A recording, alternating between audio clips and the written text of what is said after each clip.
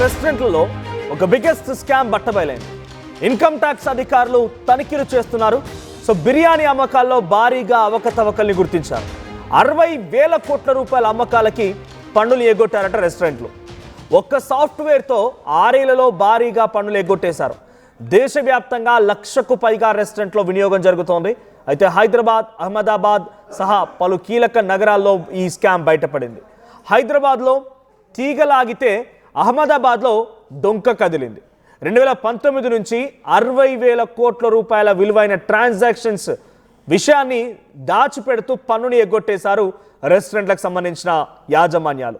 Delivery యాప్ల ద్వారా అమ్మకాలని 20 నుంచి 30% తక్కువగా చూపించిన ఈ రెస్టారెంట్లన్నీ కూడా యూపీఐ చెల్లింపులకి రోజుకో క్యూఆర్ కోడ్ వినియోగించినట్టుగా అధికారులు గుర్తించారు. సో రోజుకో క్యూఆర్ కోడ్ విధించడంతో పాటుగా అమ్మకాలని తక్కువగా చూపించి ఒక యాప్ ద్వారా బోగస్ సాఫ్ట్వేర్ల ద్వారా 60,000 కోట్ల రూపాయల ట్రాన్సాక్షన్స్ని తప్పుగా చూపించి కొన్ని కోట్ల రూపాయల ట్యాక్స్కి పంగనామం పెట్టేశారు. సో ప్రెజెంట్ ఇన్కమ్ ట్యాక్స్ అధికారుల తనిఖీల్లో హైదరాబాద్లో తీగలాగితే అహ్మదాబాద్లో డొంక కదిలింది.